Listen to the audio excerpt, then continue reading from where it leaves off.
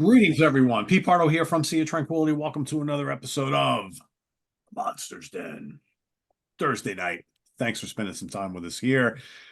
We are all about horror films, fantasy films, sci-fi films. That's the Monsters Den. All about monsters and all sorts of fun stuff. So let me introduce the crew before we get into today's topic. We've got Mr. Jamie Laszlo is here. Davey Gallagher is here. Dan Brown below me. Below him, Chris Allo, and over there in the corner, Mr. Craig Kaminsky, wearing got White. his cool Ooh, paws shirt on today. There you go. Looking paws all and a white white and paw. How spiffy. about white paws? There you go. There you go. So today's topic, as we were just kind of talking about, this came about by a conversation between Dan and Chris at Chris's shebang at his house a couple of weeks ago. And we bring this up all the time on the channel. Everybody throws this out there. It's like, yeah, it's like I think I have a copy of that somewhere. I bought it like 5 years ago. I think it's still sitting on my shelf unopened. Maybe I should watch it one of these days, right? So we were talking about stuff that we either bought and we never watched initially. I mean, how often do you buy something? You buy a bunch of things. It's like you put them all on the shelf, and then you think, oh, in a couple of weeks I'll go grab it and I'll watch it. But then like weeks go by, months go by, and you've bought like 20 other things since then, and that little lonely Blu-ray on the shelf just gets forgotten about, and it just sits there screaming, "Play me, play me, play me!" But we don't hear them, right? They just sit there. Time goes on, or maybe you've got like a virtual shelf on the Shutter app, right? And you put all these films in there. You're like, I'm gonna watch all this stuff. And then the weeks and months go by, and you realize you've got like 40 films socked away to be watched later, and you haven't watched like more than half of them, right? So what we've done over the last couple of weeks is we've each picked out two films that either fit either category, sitting on the shelf, ignored for a long time, or sitting on the virtual shelf, ignored for the long time. And we've gone and watched them, and we're going to tell you what we think of them. So, Mr. Laszlo, kick us off with your first choice of the day. Yeah, I overbuy like a motherfucker. And I buy these big box sets, like, all the Cheers episodes, all 11 seasons or 10 seasons, whatever there is. When am I going to watch all of these? Today I just bought all the Friends episodes because it was 25 bucks. When am I going to sit down and watch all the Friends episodes in a row? Who knows? I kind of have this fantasy of it's a dark, weird fantasy, but like I'm old. I'm going to be dead like in a year and a half or so. And I don't do anything but sit around and shit my pants. And that's when I'm going to just sit there and be left alone in my Binge dirty watch everything. diaper and watch everything I got and just catch up on everything. It's a weird fantasy, I know. But I go to this. Do you guys have these stores around you where they sell like used music, used video games for like PlayStations and stuff, and movies all in the same little store? There's one right up the road from me.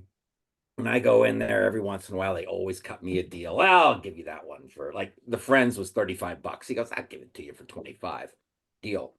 Um, I go in there and I look at their Blu-rays, and a lot of it, what people sell back, a lot of shit movies between the year 2001 and 2019-ish. Like you walk in there and you see 7 copies of The Hangover. I mean, that is like a thrift store staple these days. Hangover copies like this. But sometimes I will buy something because they're like $3.99 each. And then you buy two, you get one free. So that comes to maybe like $2 a piece. So I'm like, eh. So I bought a couple. These are two of those movies I bought there for maybe it came out to 250, and they sat on my shelf for 2 years. Never watched them until this week for this exercise. And there's a theme here. And they came out the same year, but that's not the whole theme. The first one is I Frankenstein. Ooh. So I was like, yeah, 250. What the hell? I'll grab it. I don't have a 3D TV, so I didn't watch it in 3D. So this came from a online comic, and it was created by the guy who did Underworld, Kevin Grievous. And he also, do you guys know Blue Marvel? I don't know Blue Marvel at all for Marvel Comics. That's way past my era in comic books, but he came up with Blue Marvel. It's kind of like the Superman of Marvel, maybe, or something. Oh, I just recently heard about, yeah. So I Yeah. saw that. Yeah. I don't know when he was created. I'm going to guess in the last 20 years. But you got Aaron Eckhart here, and he's Frankenstein's monster. And the weird thing is, he was Harvey Dent, and then he's Frankenstein's monster. I'm like, oh, maybe this guy will go somewhere. I haven't heard of him since. Is he doing good movies and they're just going past me? I don't know. Did this ruin his career? Well, it didn't help it. The gist is we're in modern times, okay? And you got these attractive gargoyles that look like people. Why do they look like people? Well, they look like gargoyles when they go into battle only. And then they look like people when they're just having conversations because it's too expensive for this budget to have them look like gargoyles the whole fucking time. And they're at war with the demons from hell, and Frankenstein's monster gets involved in the middle because you got Bill Nye. He's the Demon King or some shit. He's the same exact character from the Underworld movies, but now he's a demon, which is weird because they wanted to make more of these movies and then have an Underworld crossover. But then you got Bill Nighy as a character in both, and then Kevin Grievous is a character in here and the other one, but whatever, who cares? That's not even the dumbest thing about this movie. So the thing is, the demons, they hired these scientists, and they want the journal of Dr. Frankenstein from 200 years earlier because they want to bring back these corpses to life and then possess them, because these demons can only possess beings without a soul. I guess the soul is empty, and then they fill in the gap there in this world. But with the scientists right now in 2014, when this movie came out, they can barely bring a rat to life. They're trying all kinds of nuclear shit and everything, and they're barely doing it. So they need a book from 200 years ago because that technology is better, and everything would work if they had the stupid book. So they get the book, right? The scientists get the book and they read in it, oh, he used eels. Fuck, he used eels, man. What were we thinking? So, the nuclear power that they use and everything wasn't enough. You need eels. So the stupid thing is they finally get everything working in a day.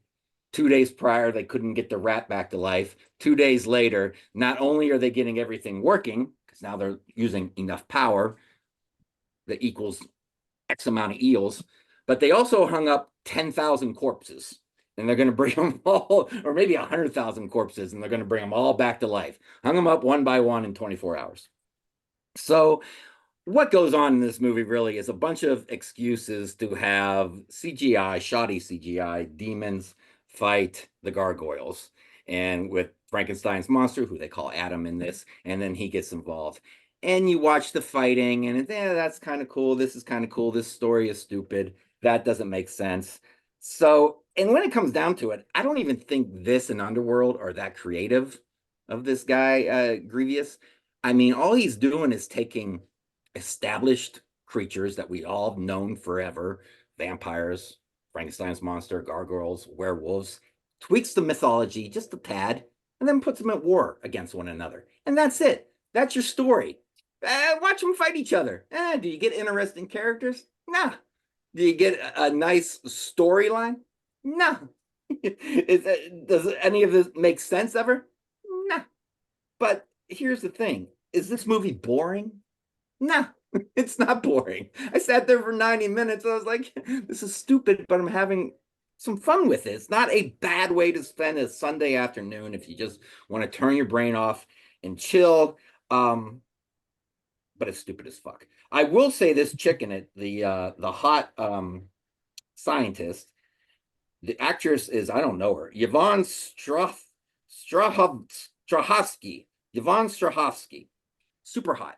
Super duper hot with super duper hot eyebrows. Eyebrows is very underrated feature on a woman, and you can be super hot, but if you got nice, sexy eyebrows, that puts you over the edge with Laszlo.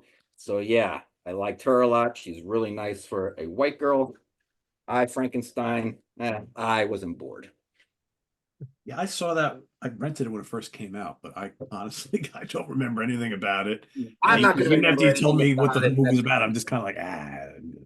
Yeah, it's a movie you forget about. Yeah. It's rocking 5% on Rotten Tomatoes. Oh, Wow. I have a comment. What I do remember is Aaron Eckhart being like horribly miscast in this role. That's And what. wasn't he like really buff? Wasn't he like? Yeah, buff like, and it's yeah, good looking well, Frankenstein, right? Yeah, it's just kind of like I didn't like him as Harvey Dent either, to be honest. But he's an okay He's fine actor as in the Harvey right Dent, role, yeah, but it's yeah. fine. It's just not a lead. He's not that kind of actor. he for a doesn't big have the Hollywood it production. factor. There's no Yeah. it. And they did another Frankenstein just 2 years later, Victor Frankenstein, with James McAvoy and Daniel Radcliffe. Oh yeah. Which everybody forgot about that 10 minutes later after that as well. It's amazing these films just come and go. Yeah. But And this Victor is right around Crowley, the time where they were everyone trying to remembers. do this whole Universal. Yeah. universe. Everything was going to be the start of the new Universal monster cycle. Oh, It never was. Yeah. You know, No. Name and when. That Mummy movie, the way it starts, like the Universal, almost The like Dark Universe, that was their. and Yeah. it never Yeah. went on. Yeah, that movie kind of put the death knell on that, which was like, oh And wow. Russell Crowe all set to play Dr. Jekyll, and they were all set. Yeah, they had a lot planned, right? It's Thanks, Tom Cruise. yeah. Impossible. All right, Davey, over to you.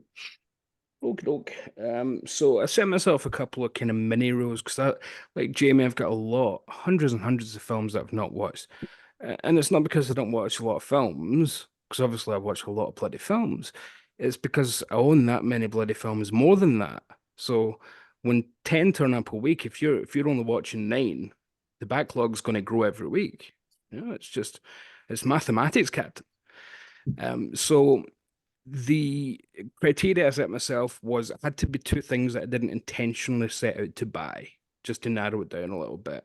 So it was things that I got because it got me free postage. So say I was importing, this happened with Seven all the time, where I'd get to the underneath the postage limit and the postage was $25, or if you spend another $5, you get it free. No brainer to just add a Blu-ray then rather than pay Yep. $25 for shipping. Who's guilty of doing so- that? I do it all the time. Oh, for sure. Yeah. So, and with those, I always intentionally add one that I'm not sure about because at least I'm getting it for nothing then.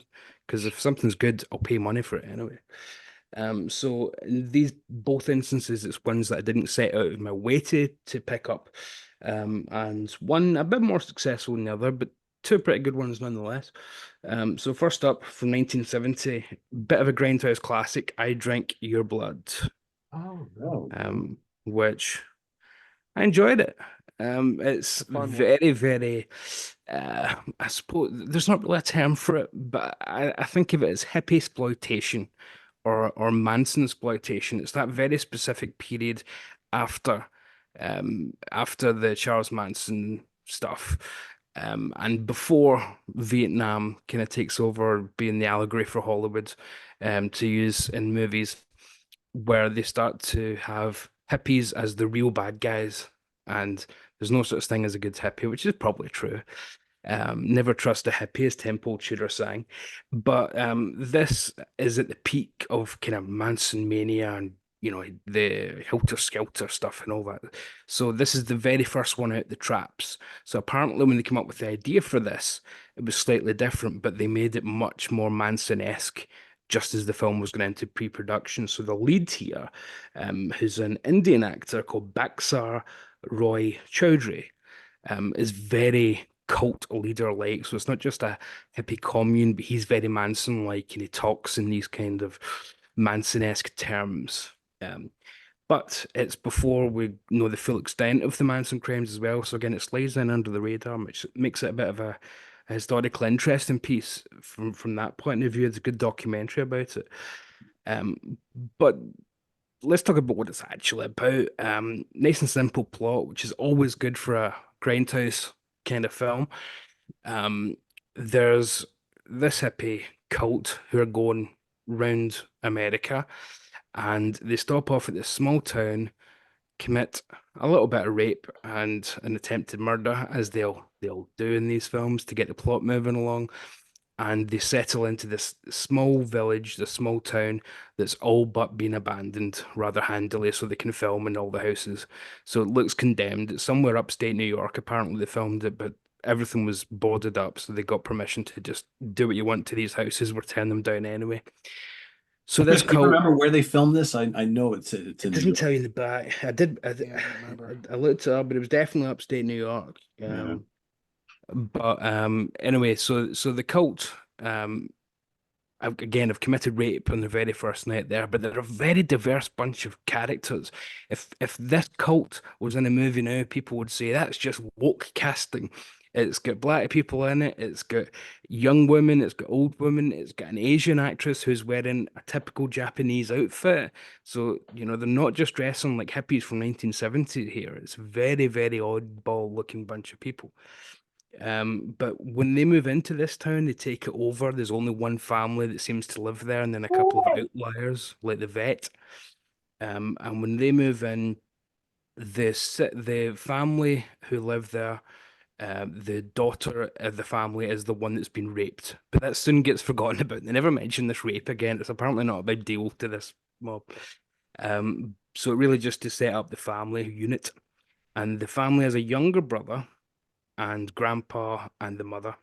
And younger brother is the only one who seems pissed off that his sister's been raped. So he decides that he's going to go get revenge on these hippies. And luckily for him, a dog wanders into town and the dog's got rabies. So this kid, who's called Pete, um, shoots this dog dead, takes the blood of the dog with a syringe and injects it into meat pies because his family owned the bakery. Again, the only shop in town, and then give it to the hippies. So the hippies will be infected by rabies. This is his little master plan. He's about 8 years old. It's quite fiendish for an 8-year-old to get rape revenge in one of these movies. And wouldn't you know who won the pony? All these hippies get rabies, and that turns them into ostensibly zombies because the last 40 minutes of this is really just Night of the Living Dead style stuff where they're just wandering around going with white toothpaste on the edges of their mouth. I mean, it's not how rabies works, but regardless, it makes for a fun exploitation film. There's a lot of tropes going on, as you can imagine here. As I mentioned, Night of the Living Dead looms large over the last half hour of this. So it goes from a kind of proto and I mean proto because it did come out before it. You know, Last House or Spit in Your Grave, you know, one of these kind of sordid films that came out before them and then moves into the Night of the Living Dead territory with a kind of town under siege thing going on as well, which we've seen in a lot of these kind of movies too. But it's all very well done. So none of it feels too cheap. There's no bits where you're thinking, oh, this is taking me right out of the action. It looks really, really bad. Again, yeah, the frothing at the mouth is clearly just toothpaste. It's nothing else, just awful looking when you zoom in on HD, but it's, you know, on an old grindhouse print, it would look fine. Nobody lets the cast down. The cast are all stupendous, including a little kid. I mean, a little kid infecting people with rabies should be quite an annoying type character, quite precocious. He's great. He's really fun in the movie. The disc is packed with extra stuff as well, including alternate ending, deleted sequences that got taken out to get an X-rated theatrical cut, because it was apparently the first film that was given an X rating just for violence alone by the MPAA. So yeah, I mean it's going to change nobody's world, but if you like the kind of movies that I'm talking about here, so a little bit of Spit in Your Grave, a little bit in Night of the Living Dead, with the general aesthetic of hippie America, the hippie dream gone bad, then yeah, definitely up your street.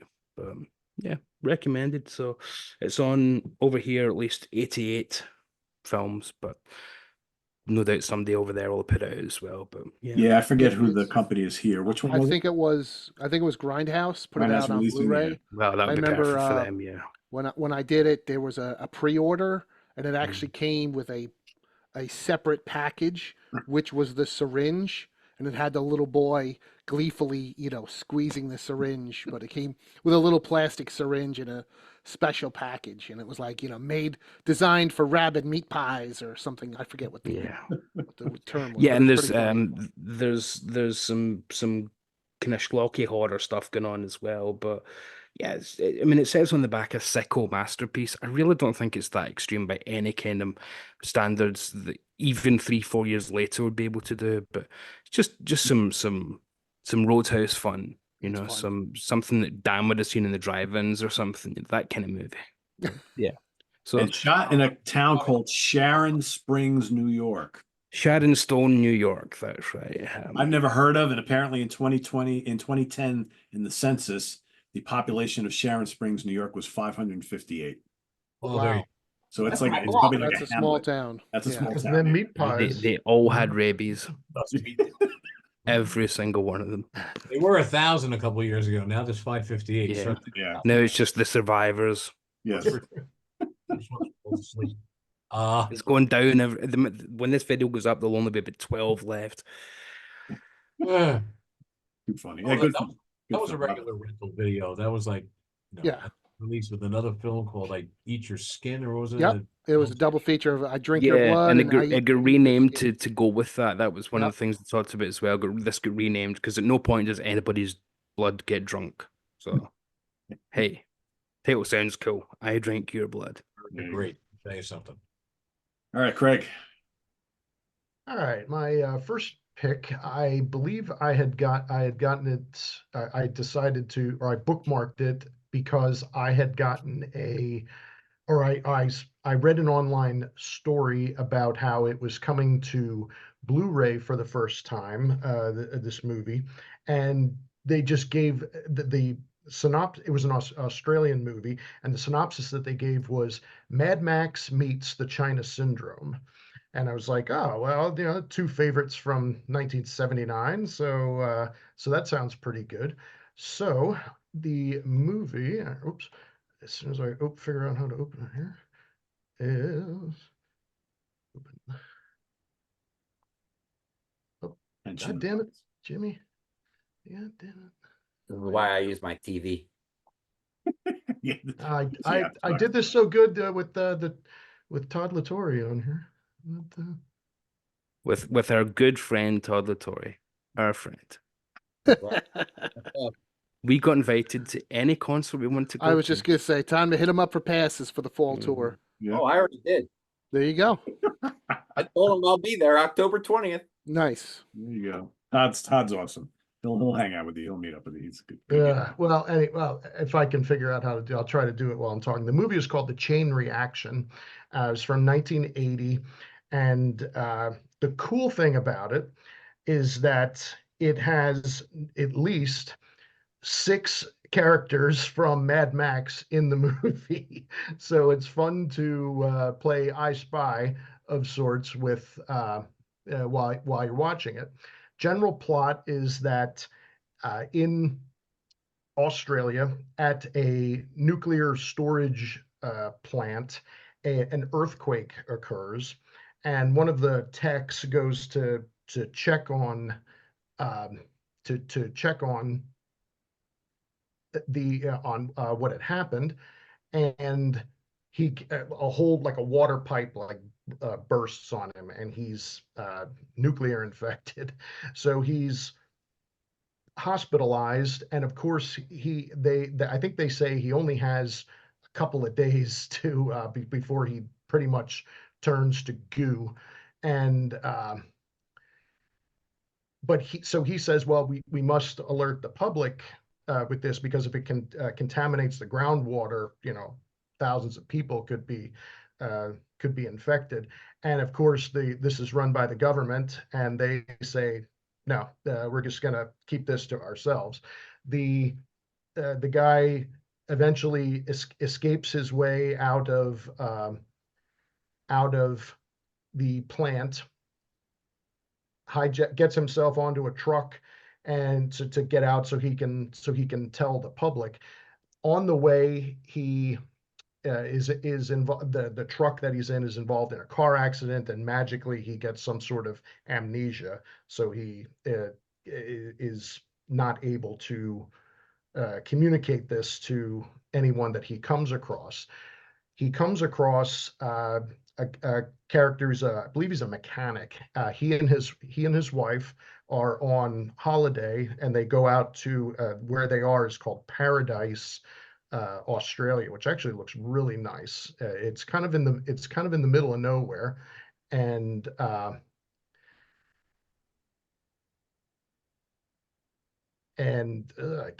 just pissing me off. Anyway, but Craig is trying so hard to get that in, but uh, it's not public. Don't worry about it. okay, but the main character in the movie, and I'll use the Mad Max characters' names so that you can kind of picture who they are. Jim Goose is the main character in the movie from Mad Max, who is Max's partner who gets burned in that. Jim Goose and his wife are on holiday. They come across the infected guy, and of course he has no memory of what had happened. And meanwhile, the government people are coming in to try and intercept him before he uh, tells people, and they're killing people they think he might have told. So the among the Mad Max characters that are in this movie, so you've got Jim Goose, you have Fifi, who is the police chief, Johnny the Boy, who is one of the villains, Mudguts, who is also one of the gang members, the Toe Cutter himself, Hugh Keays-Byrne, later as Immortan Joe in Mad Max Fury Road, actually plays a good guy in this, so that's pretty cool. And blink and you'll miss him. Mel Gibson himself is in the movie for about 3 seconds.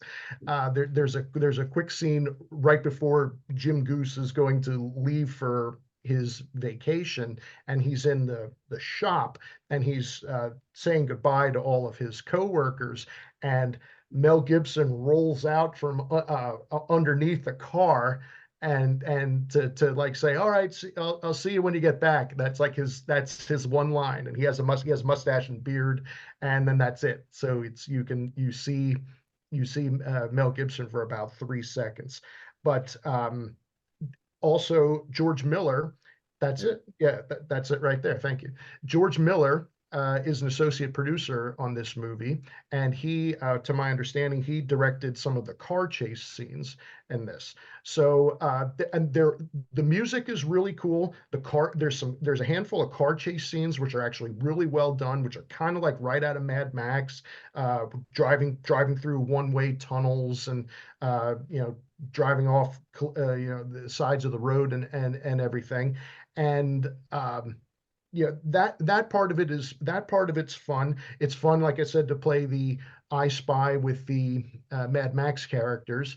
It gets a little slow in parts with the movie. It's not perfect by any means, but it is pretty fun.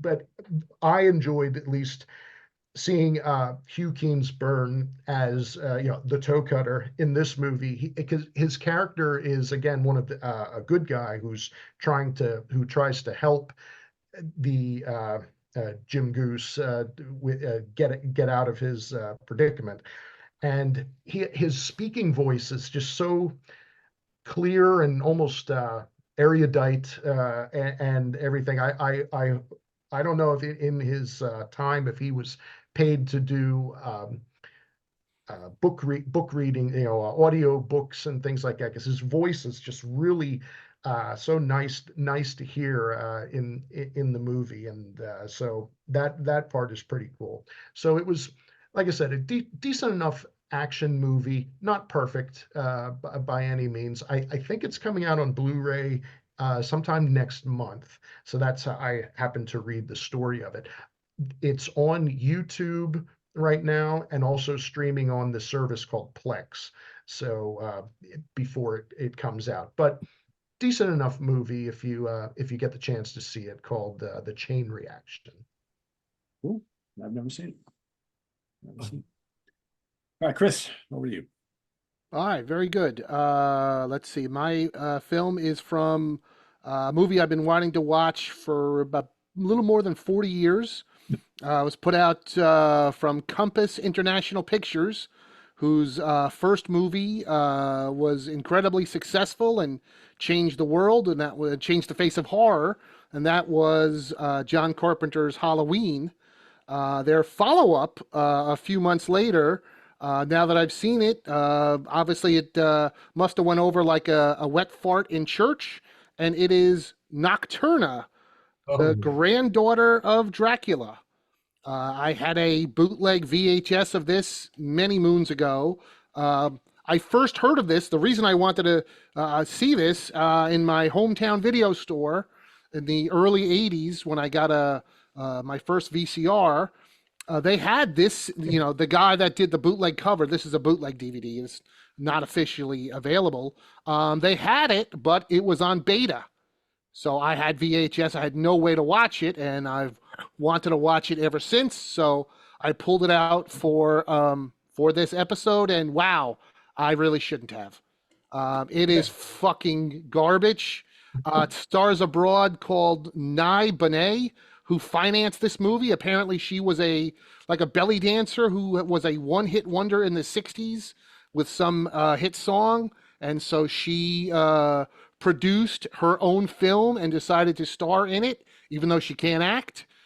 She did bring in John Carradine, who plays her grandfather Dracula, brother Theodore, who they brought him in to play Renfield, and Yvonne DiCarlo, Lily Munster from the Munsters, plays Jugula Vane, who is a vampire lady living in America. And yeah, this movie. Where'd they get the budget to pay these people?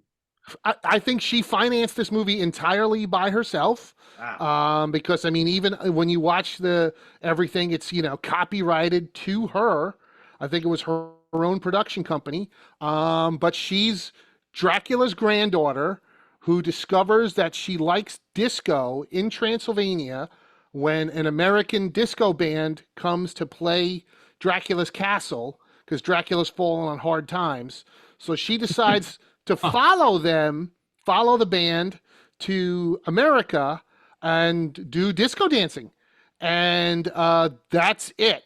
Eventually, Dracula follows her to America to try and convince her to come back to Transylvania. That's the entire film. I watched it, and it kind of played like a Disney film, like one of those fucking weird Disney princess fucking movies. And I'm like, I kept looking at the cover going, well, it's rated R. There's no sex or gore or violence or nudity. Like, what the fuck? But then I did read a review on IMDb, and it said how Nye Bonet has a 5-minute bathtub scene where she gets completely nude. So either my bootleg DVD is cut, or I might have fallen asleep at the most important part of the film.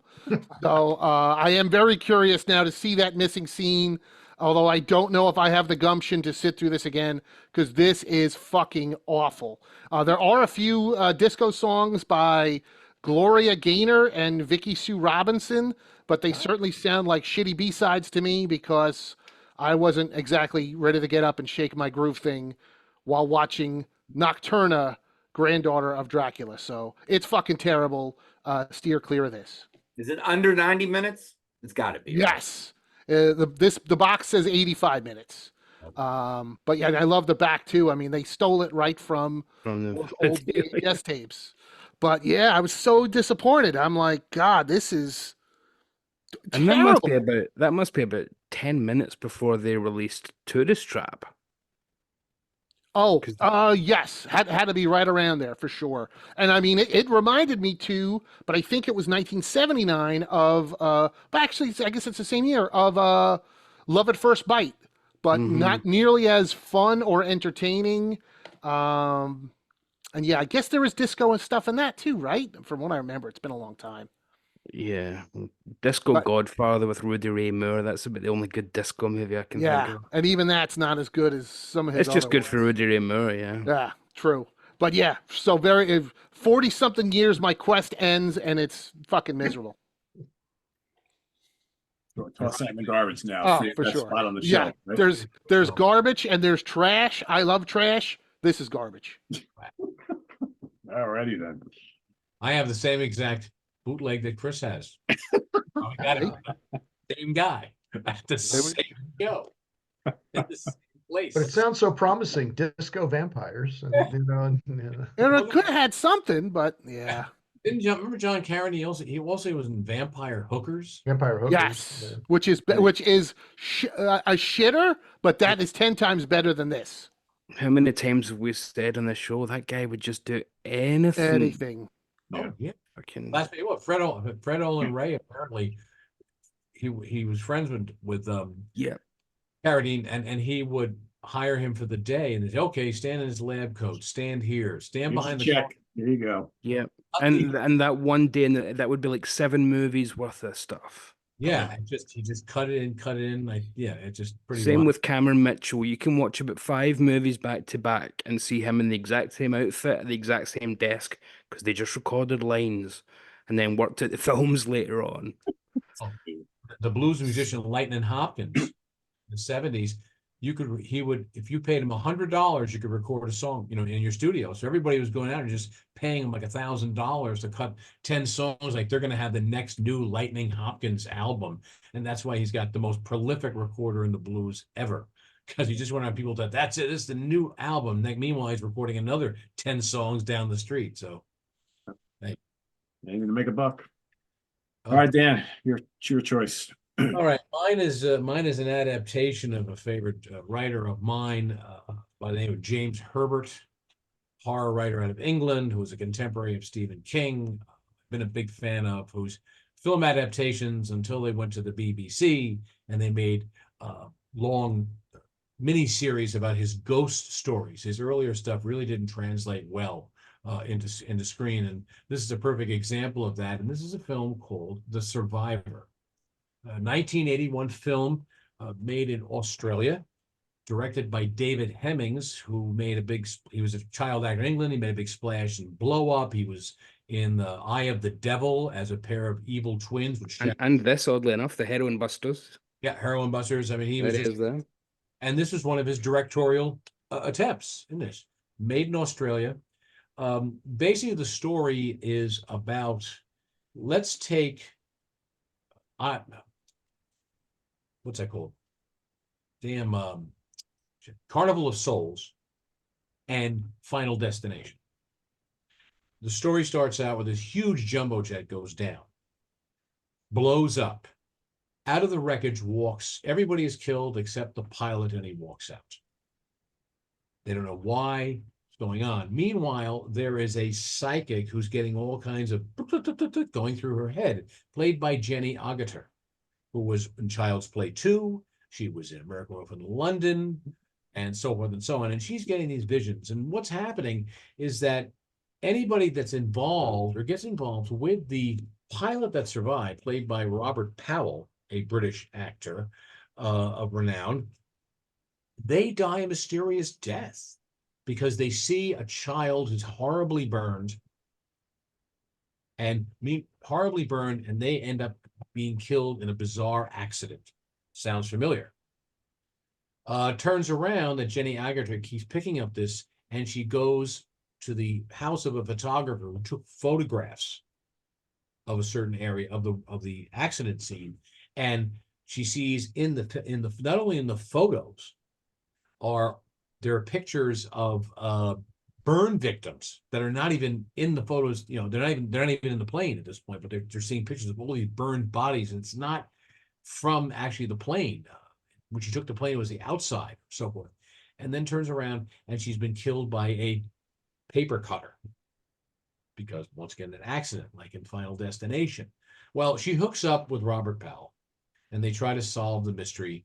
Ends up bringing him to the actual accident site. Okay, he sits in the chair, he has flashbacks, and you find out there was a conspiracy on how this whole explosion happened. Let's just say, I'm not going to give away the ending, but think of Carnival of Souls. And that plot has been used in many, many films in the future like this. It didn't fare well. It moves kind of pedestrian along the way. It doesn't capture. I've read the book by James Herbert, nowhere near as good as the book. It also has in it Joseph Cotten, the actor who was in Magnificent Ambersons. He was Citizen Kane, friend of Orson Welles, but he's better well known on the monsters than as being Baron Blood, and I believe in Lady Frankenstein. Yep. Didn't go well. James Herbert was horrified by the film. He didn't love it, and I think that's one of the reasons why his family, he's since passed away, has been very selective in letting some of his better works being made and adapted into film, particularly his earlier films, which are more visceral and horror, right up there. King and him were contemporaries. They were also good friends. But he went off into a supernatural and doing ghost stories, and those films have adapted better. But his family has never, or himself has never licensed the rights, only a handful of times, for his visceral horror. And those being not being made into films is a great loss in the world of horror, because they are just some gripping horror novels. Not a bad film, rather pedestrian, a little bit boring, a little bit slow. I wouldn't call it Ozploitation. It's filmed like a dream, like very misty, or kind of like putting Vaseline on the lens and so forth and so on. It's a worthwhile buy. It came out on Severin. Enjoyed it. One and done. Have it if I'm a James Herbert fan. But this is it. Soul Survivor, 1981. Dan, isn't there like another title for that too?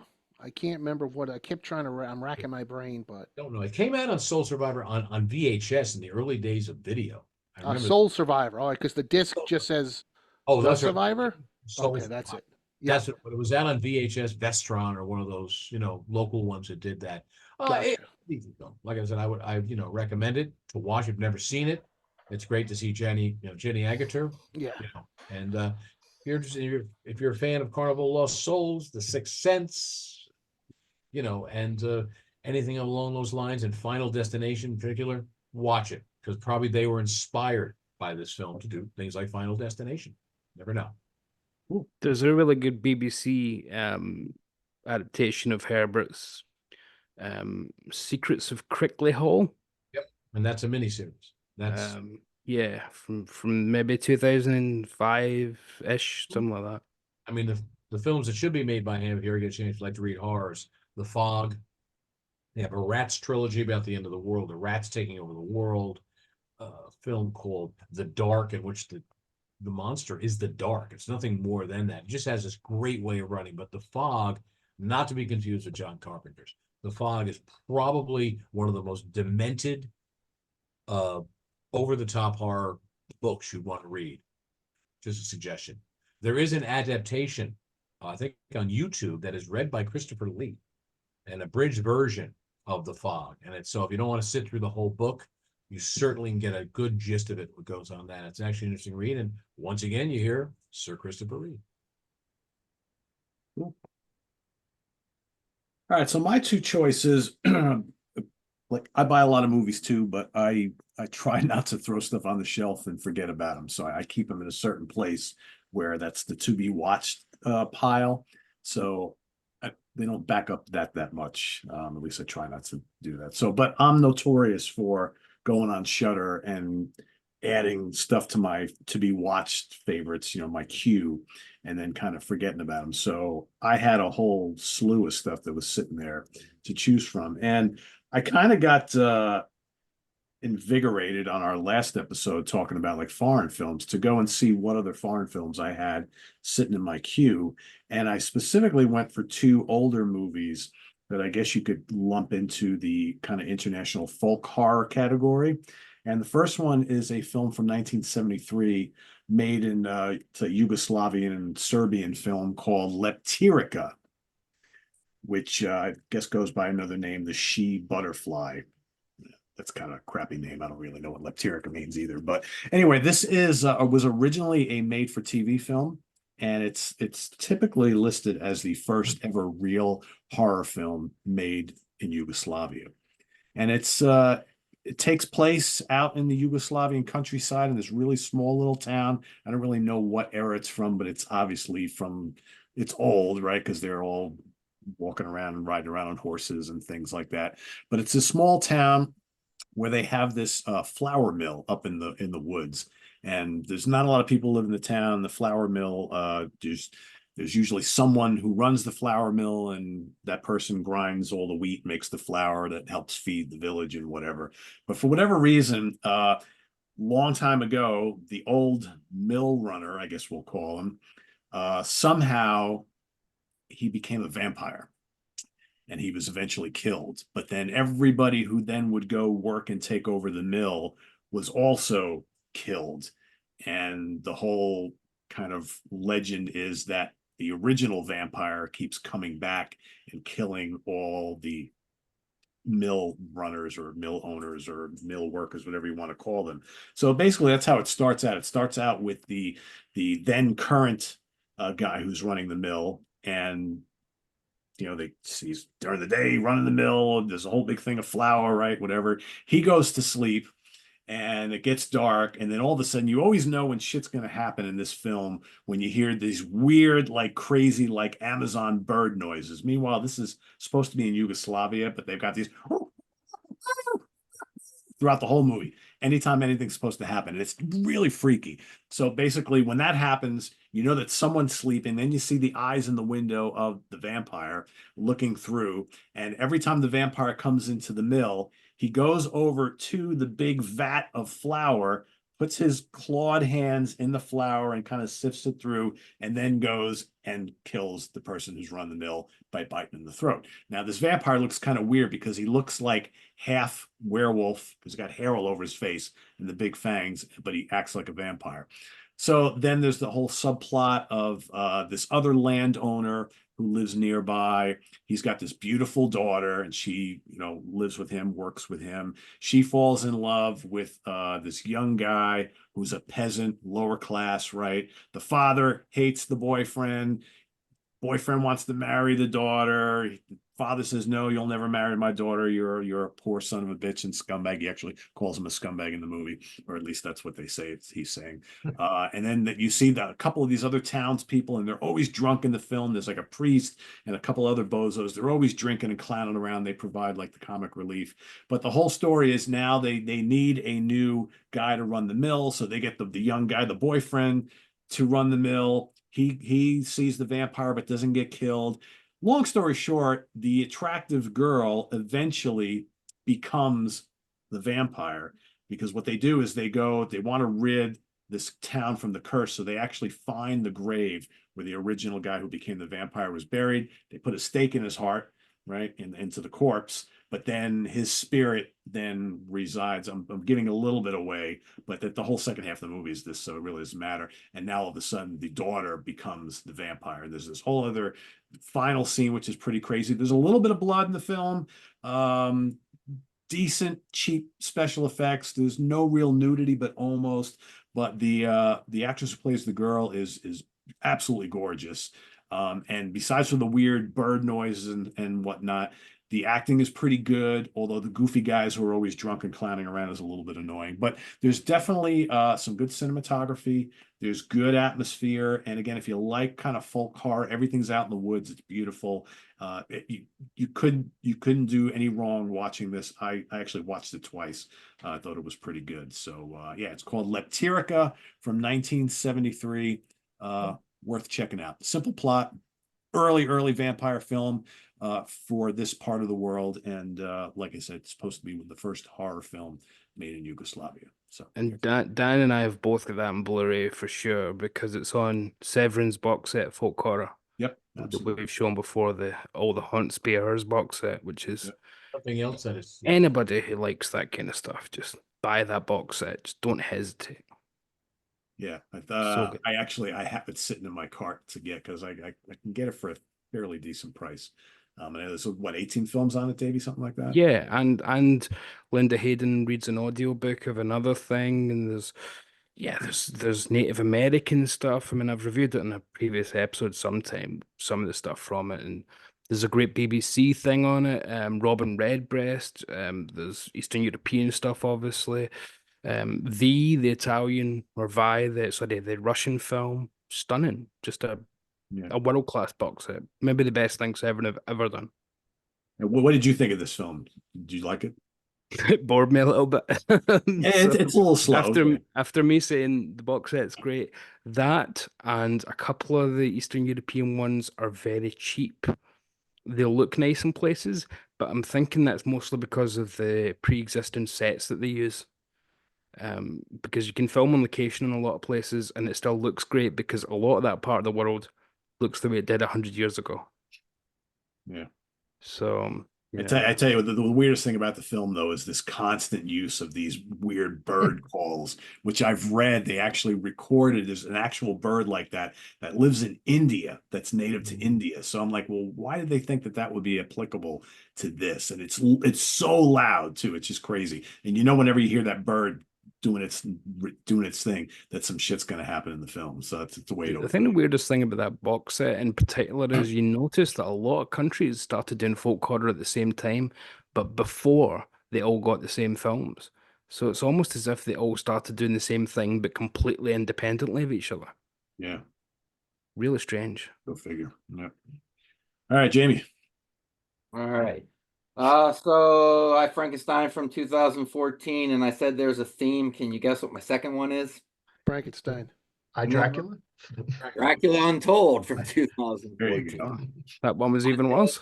Another forget. 250. I'll watch it someday, stick it on the shelf. This someday has come. So I guess in 2014 they were like, hey, everybody likes that Game of Thrones show, right? So what if we take Dracula and throw in a little Game of Thrones? We got a hit on our hands, right? I don't know if it was a hit. They got this guy, Luke Evans, to play Dracula. I don't know him that well. Supposedly he was in the Hobbit movies. I don't Yeah, it was the Archer in the Hobbit films, yeah.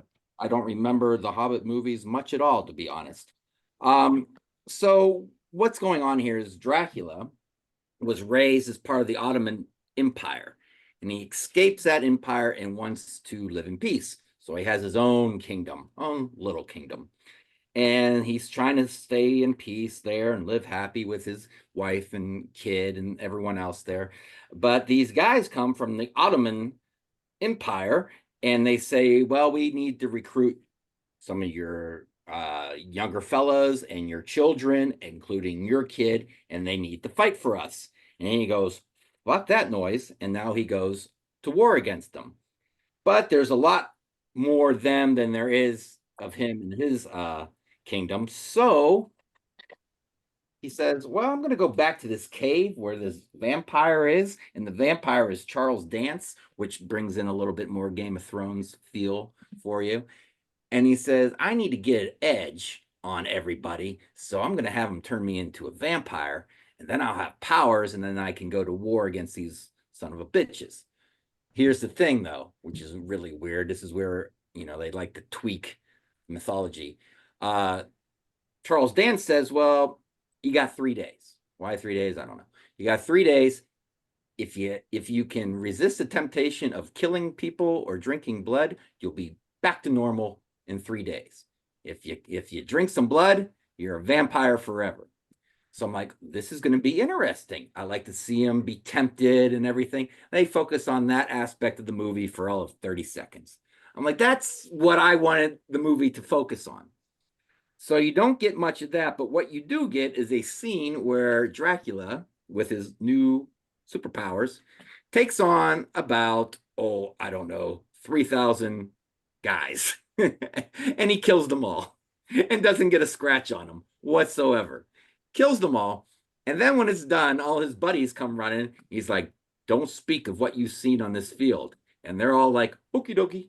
No questions, no murmurs, no like, what the fuck just happened? Nothing. They just go on with their lives. Again, another stupid movie.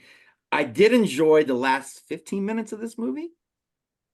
You got Dracula fighting his, I'm pretty sure it's his brother at the end.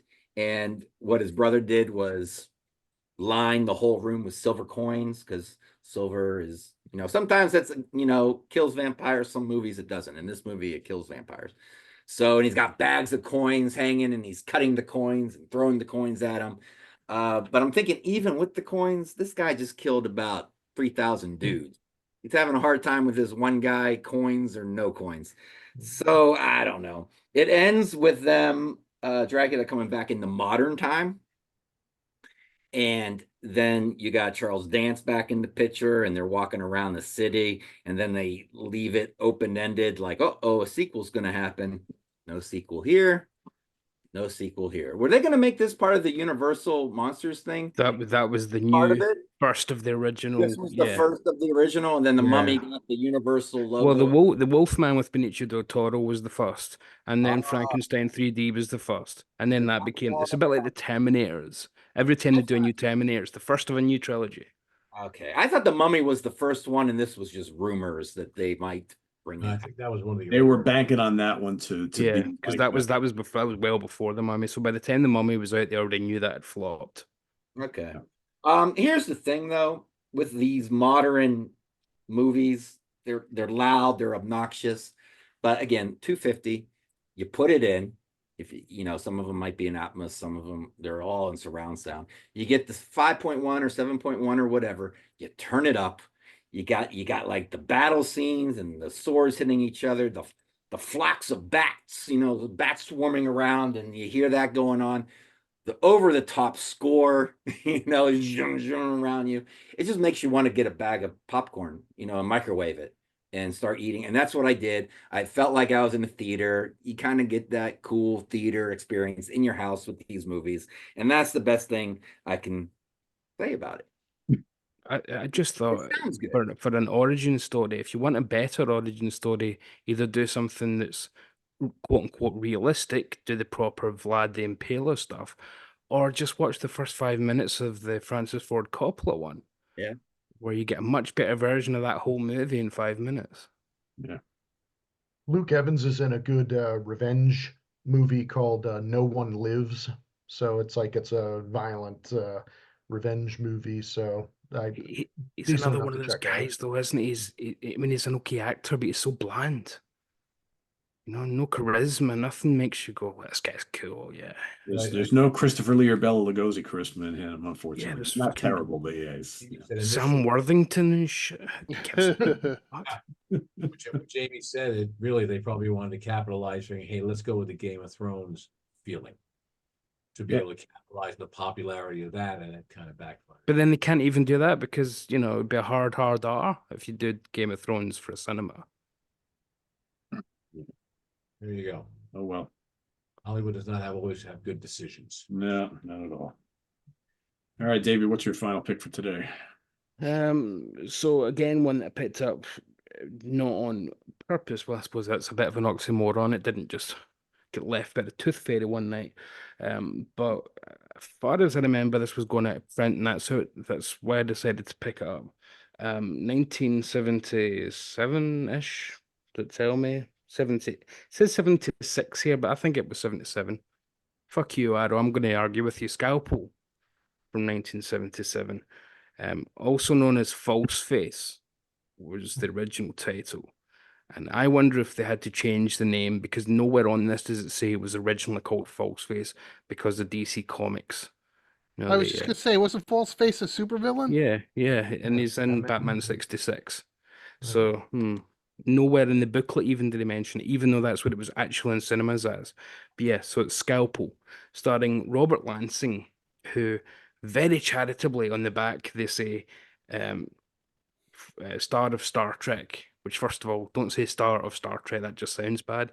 But second of all, he was in one episode of Star Trek. He was Gary Seven in the season 2 finale. He was in one episode, for fuck's sake. Why didn't they just say the Equalizer or something? 4D. Anyway, so Robert Lansing is a surgeon, and his daughter has gone missing about a year before the film starts, and he is in a car accident with his brother-in-law, and they hit this young girl on the road. It's not the daughter, but it is a young woman, and she's been beaten up by a bunch of guys, and her face is a complete mess. So he takes her to the hospital, and then we get a bit of a jump back to set up the kind of main MacGuffin of the plot, which is, of course, money. So the daughter that's gone missing has been left $5 million by her grandfather, the father-in-law of Robert Lansing's surgeon character. So he's been passed over in the will for the granddaughter who's now missing. So he thinks to himself, well, nobody's going to be claiming that then. So she's gone missing. I know what I'll do. I'll give this new girl who's unconscious my daughter's looks, and I'll just say to her, you can look like my daughter, and I'll give you half of the money. You can have $2.5 million, and we'll both be happy with this arrangement. And then you get all that. She's happy with $2.5 million, and she gets to look like the daughter. Everybody's happy. Oh wait, nobody's happy, because guess who turns up just after this all happens? The original daughter. Of course. So it starts out as just that kind of setup, and actually I thought it was going to be a kind of eyes without a face kind of thriller for a while, and then it really turns into a much more Southern Gothic with a real twinge of black comedy to it. I mean, there's a part where he's saying that the pretend daughter, the second one, is saying, "What happened to your wife, the girl's mother?" Oh, she had an accident. And while he's just kind of mumbling along and saying the accident, we see what actually happened. He killed her and drowned her. And so this guy's a total sociopath, and we know that from the start of the film. But it's quite funny the way it lets us in on that secret along the way. So it's almost a little bit Hitchcockian in places, not to give it too high praise, but the way that it lets us in on the kind of gag before the characters are aware of it, so that we can not think, is this going to happen, but really, when is this going to happen? So when is it going to go tits up? And it becomes a quite fun little pot boiler from there, where you think it's going to be a game of cat and mouse, but then you start to realize, the person who might be the cat here may actually be a mouse. And wait a minute, are there two cats and one mouse, or is everybody a mouse? Are there three cats here? So it turns into quite the zoo, to stretch that allegory as far as it can go. But yeah, so really fun little 90-minute movie, which again, what a sweet spot to hit. That's where you want to be with these kind of movies, just get in and out. Where there's not a wasted minute, there's not a wasted scene. The performances are all B-movie spectacular, so there's nothing that's going to get anybody elevated above this. There's nothing that's going to be particularly bad, but they're perfectly B-movie. Brilliant. It's exactly what you want from a B movie. Big readings from actors who really probably are best in the theatre, but they're just very over the top when you stick them on screen. They don't really get the material. That's the kind of people I love doing this sort of thing. People that don't get the film they're in, so they pitch it just loud and large and hope for the best. But yeah, so cool Southern Gothic with thriller twinges, black comedy throughout, and of course, the major reason to watch it is because it stars Star Trek's own Robert Lansing, apparently. Of course. One Of course. episode. One episode. But yeah, no, highly recommended actually. If I wouldn't say that everybody would want it enough to own it in perpetuity, but yeah, I'd certainly rent this from your local VCR store. As soon as I get that time machine, Davey. As soon as I get that Yeah. time machine. I was going to say streaming there, but I never never recommend streaming things. So, yeah, if you can get it in beta, then please do. There you go. Maybe it's out as false face. So, All right, Craig, got your Prezi going? I hope so. Sorry about that. Do it. My second one, I went through my Tubi playlist, that things that I had bookmarked from in some cases a couple of years ago, and I thought of my friend Chris Allo, and I thought, I want to watch some trash, and trash I did. So it was the movie I watched was Helga the She-Wolf of Stillburg. So I decided to fire this one up. 1977. This is a French movie, actually. It really doesn't matter who's in it or anything, but the plot, generally, you have a Banana Republic type place. It doesn't really say where it is. You have to assume it's somewhere in Europe. The leader, Steiner, he has a concentration camp, or it actually looks like a castle, and he says, we need someone to be in charge of that. We'll put Helga in charge of this. So this is the place where political prisoners are sent, and of course, they're all hot women that get sent there. They all arrive on a bus naked, but with wearing like like a gray trench coat, but nothing underneath it. And they're sent there for, of course, their medical exam and to do either hard labor or to perhaps be chosen as Helga's personal assistant. In the movie, like her assistant like brings her food, of course, gives her baths, and any other sort of task that she wants. The crux of the movie comes when one of the prisoners gets off the bus, and it is the daughter of the opposition, the daughter of the leader of the opposition. So Helga naturally falls in love with this woman, and takes, of course, he has to, they she's not the other woman, Elizabeth, as her character's name, is not really into being still at the Stillberg camp. But then all of a sudden she does kind of play along with it, and there's actually some funny scenes where they show the two of them together, like walking around Stillberg, holding hands, taking in the sights, and looking at things, and looking at trees and birds and such. So it's kind of funny where it's like, wait, this is actually this is not a romance movie, but there's a little bit of that going on. So, and lots and lots of nudity in this movie from Helga and from the uh, numerous lady prisoners uh, who of course also happen to sleep naked with no covers or anything, all in the same room, like their bunks are lined up, and everything. So it's trash, but it is a somewhat enjoyable trash. I mean, it's not. It's French, but the it was dubbed in English. And it really wasn't done too poorly. Um, Reasonably easy to follow plot, and doesn't it didn't similar, I suppose. I've only seen the first. I talked to Chris about this before. I've only seen the first Ilsa movie. Obviously, this was in a ripoff of sorts of that movie, but because this one came out in '77, and Chris, what year was the first Ilsa movie? '75, I or think it was even earlier. was Yeah, it? I was going to say 73 or something. Yeah, I think it's Okay. 73. So yeah, so this is sort of the French version of that, but they certainly make everything appear kind of German. The men's uniforms look Nazi-ish, but they don't.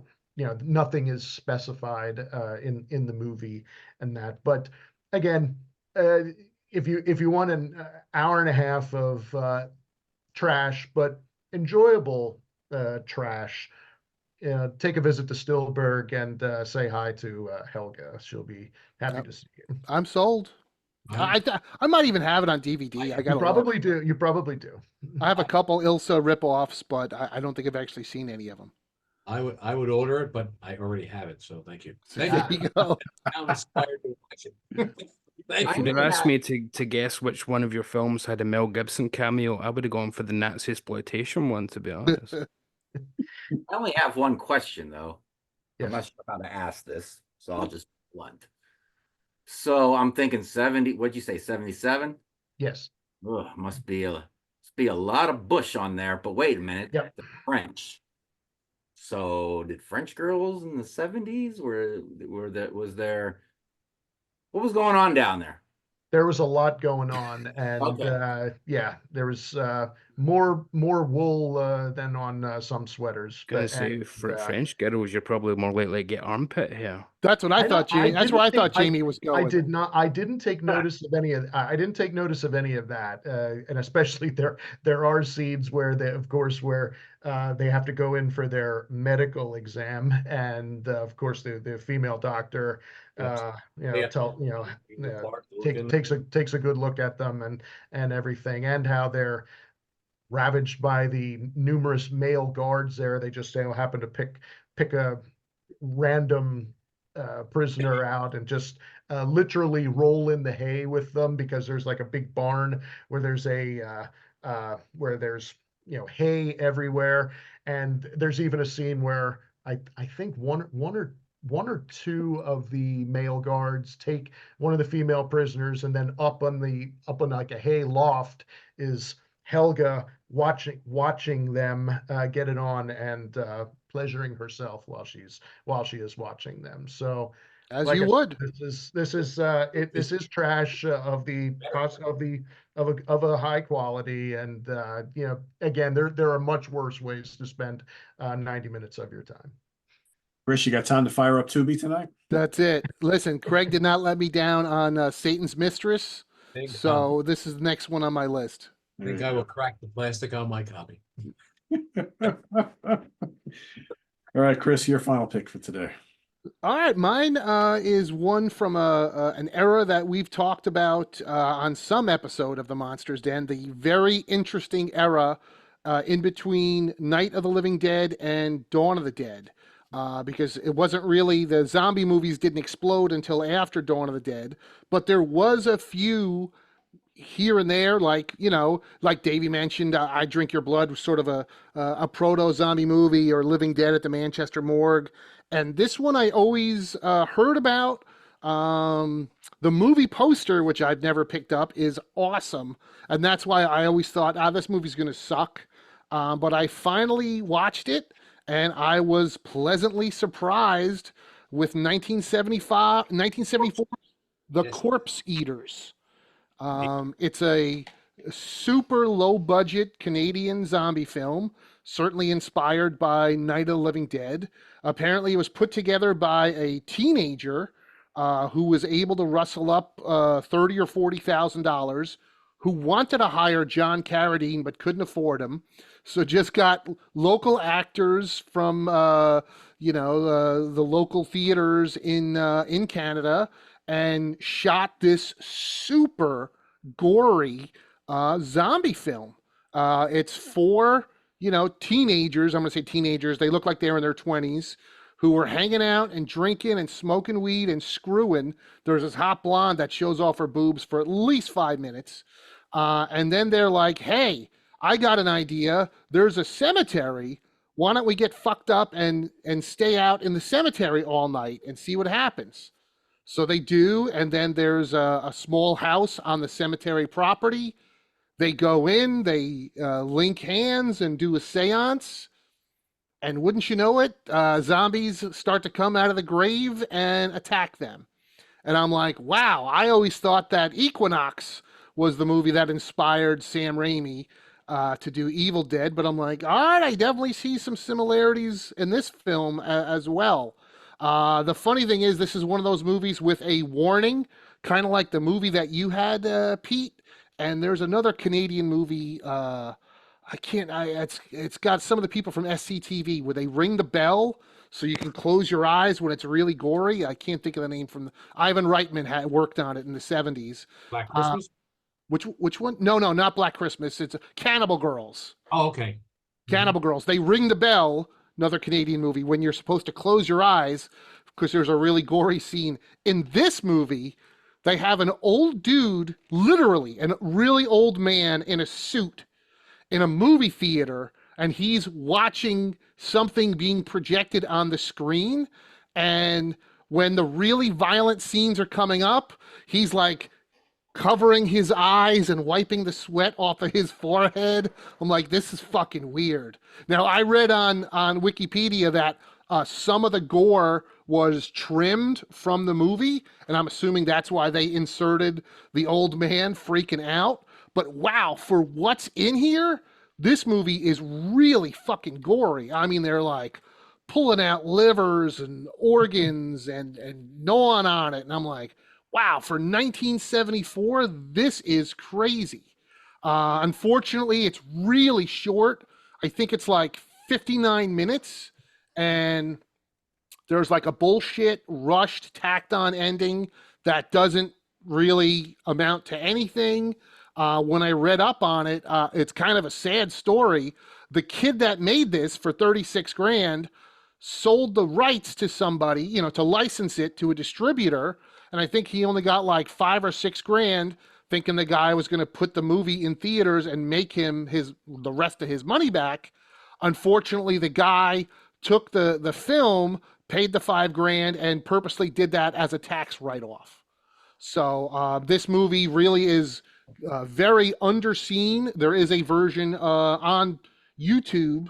I guess I really should compare to see if it's better or worse than this bootleg DVD that I have, because yeah, that's probably the worst thing about it. It's so many generations down that there's some of the gore shots or some of the shots at night where you're like, fuck, it's really dark. I wish I could see better what's happening. But for a teenager to make this movie 50 years ago, I was impressed with what I saw, and it's a shame there wasn't more to it and that it didn't come out. Because again, I was shocked at how much fun I had with the Corpse Eaters. So, Chris, you said that was 74, right? So that's 2 years after Children Shouldn't Play with Dead Things, another Canadian. Another one. Yep, Yeah. Another Canadian one, and another movie that's a zombie movie after Night of the Living Dead, but before. So yeah, there's a couple of them, Yeah. but not many, not nearly as many as after Dawn of the Dead.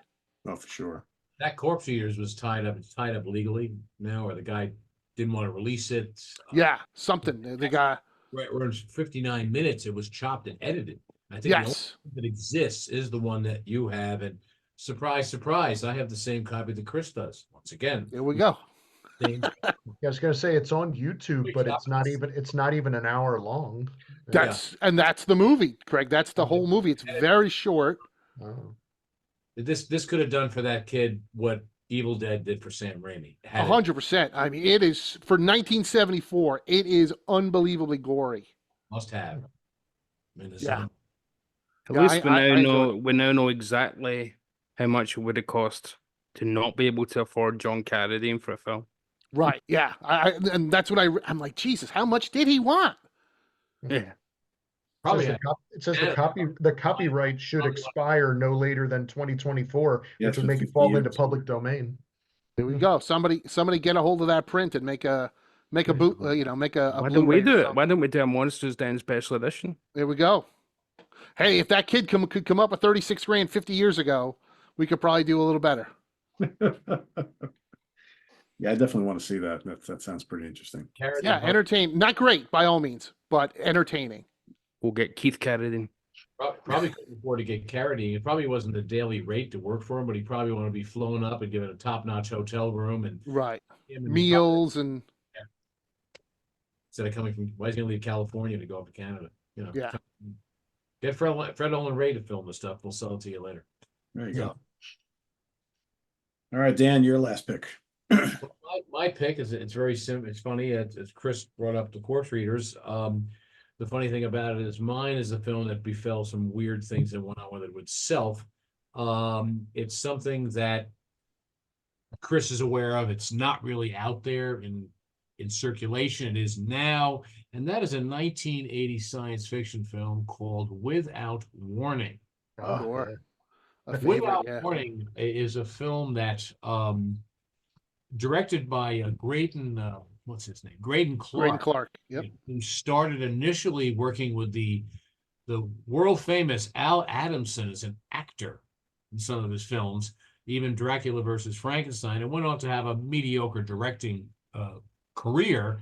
But this was a film that he made in 1980 for $150,000. The basic gist of this is there's a out in the country, up in New York, of course, it was filmed, like many of these films at that time. There's a guy's going out hunting, which happens to be Cameron Mitchell. Okay, goes out with his son, and he is attacked by this. He's attacked by this thing that looks like a flying Crunchwrap Supreme with pus on it and blood. It sucks onto him. It kills him.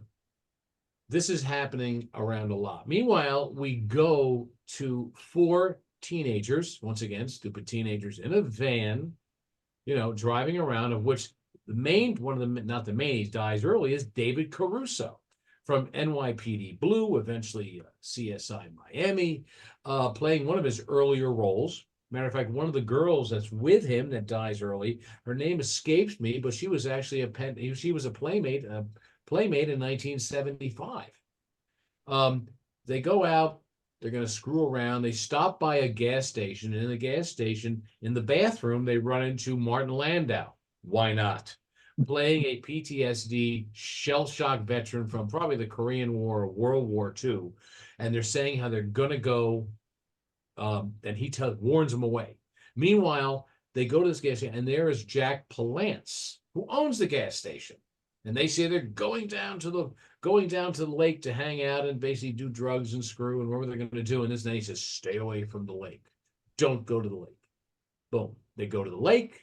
The couple split up. David Caruso goes over with his girl. They're laying on the beach. The other two are wandering about. Okay, they come back. David Caruso is gone. And a girlfriend is gone. Now they're looking for them. And they come around and they find an old shed somewhere. Now, meanwhile, even before this, let's step back even a second. Larry Storch, Corporal Agarn from F Troop, is playing a scout leader that is leading Cub Scouts around. He gets offed by the killer, by this flying disc. Okay, but it's not just this flying disc. It's a combination of a dish from Taco Bell and probably those space vampires from Star Trek used to suck on the wall. They look like fried eggs, so it's like if you tossed like fried eggs with pustules on them, right? So he's dead. They go eventually and they find a shed in the middle of somewhere. They go to look in the shed, and there in the shed is the body of Cameron Mitchell, the body of Larry Storch, the body of David Caruso, the body of the ex-Playboy playmate, right? They freak out, they run, at the most retarded running away from a dangerous situation. They look kind of like, it's kind of like a really bad potato sack race, sharing a potato. They're like stumbling over each other. They stumble upon a bar. Now it's dark out. Or they get to the van, start the van, drive down, go to a bar sitting in the middle of nowhere. Now it gets even better. You walk into the bar, and who's in the bar? For starters, you've got Ralph Meeker, who was a noir actor in the 50s, who's mostly well known for playing Carl Kolchak's best friend in The Night Stalker. Who kind of throws him under the bus at the end of the film. Yep. It also has Neville Brand, who was in Eaten Alive, who had the alligator pit. Also, not only a World War II decorated Marine from the Pacific Campaign, but also a serious actor and noir guy. They're all hanging out in the bar. Of course, who comes in? Martin Landau, the crazed PTSD old veteran. Okay, Jack Palance, of course, shows up. And then it goes this whole thing where Martin Landau, they're sitting in there, the lights go off, they're all freaking out, and they call the sheriff. The sheriff comes, as soon as he walks in the door, it's dark. Martin Landau, having like a freak out, shoots the sheriff. So they have to call an ambulance. I shot the sheriff. Take him away, right? Then the girl and the guy, they run away, they go away, come to find out that when they shot the sheriff, okay, they brought him from the ambulance, and they tell Martin Landau, he better be okay. He better not die, because you're going to be in big trouble. Like, no shit, right? So they're running away, the girl and the guy, and all of a sudden the police car comes behind them. And they wave it down, oh, come on, help me. And it's Martin Landau. He stole the police car. He stole the police car. He's got him in the back seat, and he's kind of convinced that, he knows there's aliens out there and shit. It's kind of batshit crazy. You don't see the alien until 3/4 of the way through the movie. Designed by Rick Baker, his head looks kind of like a combination between David McCallum, the Sixth Finger, and some kind of creature you'd see on Space 1999. I'm not going to tell you the ending. I can't even tell you. But I have never been so entertained in my entire life, this film. I'll give it credit. Number one, you have to realize that you have a bunch of professional actors in this film. Landau and Palance rise above the material in a hammy, sort of over-the-top way. And this was done at a time when Landau and Palance were kind of at a low ebb of their career. And it wasn't until Palance did City Slickers a few years later, and of course Martin Landau played Bela Lugosi, their careers were resurrected. But this was a low ebb in their life. As a matter of fact, they appeared in another film together called Alone in the Dark, about serial killer. But the interesting thing about this film, the intriguing thing about this film, this sounds like perfect fodder for a rental store in the 1980s. Something that probably could have gone down and been rented by people and so forth and so on. Guess what? It never made a physical media release in the United States until almost 35 years later. Reason being is that the company that made the film, they declared bankruptcy. It was bought up by Orion Pictures, and they kind of, Orion had it. Orion went bankrupt, and stuff sat in limbo for a number of years. Finally released by, I think, Scream Factory in 2014. Now it's available on Kino Lorber. I was able to pick up a copy of it for like $10 at their recent sale, complete with slipcover. Ooh, you know. And it's a fun watch. The cinematography is better than you think. The lighting is great. There's actually some very sinister, moments. You don't see the alien, and basically the plot, put it bluntly to you, it's Predator, but not as. Dan, I was just going to say that it's Predator, but 7 years earlier. Well, I looked up the person who plays same the actor. alien is Kevin Peter Hall. The same actor. Yeah, and so you had all these big names. As a matter of fact, the guy did the makeup, guy named Greg Cannon, who did the makeup of the flying crunch Tostito things that fly across the room with the pus on them. Okay, he's gone off. He actually won an Academy Award for the makeup in the film called Vice about Dick Cheney. He's also worked on. He has quite a prolific career as a makeup artist. This is one of his earlier jobs. So there's a lot of people that came and made names for themselves. Palance and most of the older actors rise above their material, do what they have. Cameron Mitchell. Come on, Cameron Mitchell. Oh, Cameron Mitchell. And it's so funny, that whole night scene in the bar with Ralph Meeker and was shot in one night. Larry Storch was hired for a half a day, as was Cameron Mitchell. Budget was $150,000. $75,000 went to both Landau and Jack Palance. They were the name actors. But it was entertaining. It was fun. Like I said, it wasn't on VHS, and the only way it was available, once again, you had to buy it on a bootleg DVD that was made from a VHS. That was released in Greece. It was released in Korea, all over the place. And as a matter of fact, Greece was the place to get any uncut for boutique labels. Greece was the best place to get VHS prints of European cuts of films that weren't available in the US. So worthwhile watch, fun, highly recommended, entertaining. And I said, the actors rise above their material, and the material is pretty lame, but it's fun. They used to show that a lot on I don't think the channel was around anymore, but MGM HD used to have its own channel. It was on DirecTV, Yeah, and they used to show. That's where I saw Without Warning. But I didn't realize it was never released on VHS, even Betamax or VHS, nothing. I did a triple feature at the Alamo Draft House in Yonkers, and we did Without Warning, Vampire Lovers, and Candyman. 3 movies that have nothing to do with one another, but it was fun. Like a grindhouse triple feature. Yeah. Young nurse. Something got 2 Oscar winners in Without Warning, and it's just it's just such a strange thing. It's a fun watch. And like I said, if you get a chance, Alone in the Dark is another one. Actually, Alone in the Dark, I believe, has Palance, and Landau and Donald Pleasance. Yeah, Donald Pleasance. That was filmed in New Jersey. We are in the hub of movie Mecca here in New York. Oh yeah.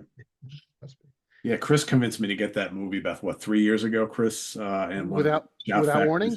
Yeah. Yeah, it's a hoot. Yeah, but yeah, Dan's right. To me, it's Predator before Predator. Yep. Yeah, good stuff. All right, my final film today is from 1958 to finish out my little European Scandinavian folk horror run here. Lake of the Dead from 1958. Also, kind of like my other film, this is supposedly one of the first ever true Norwegian horror films in 1958, going way back here. This is a really cool, atmospheric. It's a horror film, but it's also kind of like a mystery thriller as well. Basically, the gist of this whole thing is the kind of like the force in this movie is really the lake. So there's this guy. His name is Bjorn. He lives out on, he has a little cabin. It's actually not that little, it's fairly big, but on a lake out in the middle of nowhere in Norway. And at one point in the beginning of the film, there's this group of friends, and one of the friends is a woman, and her brother is actually the guy who lives in the cabin. So they all decide that they're going to all get together and they're going to go out and visit him because they haven't heard from him in a while. They're like, oh, we'll go, we'll drop in on him, we'll make a vacation out of it, whatever. So they all like hop on the train and they go out into the middle of nowhere to go visit Bjorn. And when they get to the cabin, Bjorn's nowhere to be found. They're searching around. Everything looks like he was there recently, but he's not there. The sister hadn't heard from him in a while, so they were kind of worried about him or whatever. So they start, they bring all this stuff in. They're like, all right, well, we'll look around for him, whatever. So for the next like day, they're looking everywhere for him. They don't find him. Eventually, they stumble upon his dog, who's lying dead with a shotgun blast to the head out near the lake.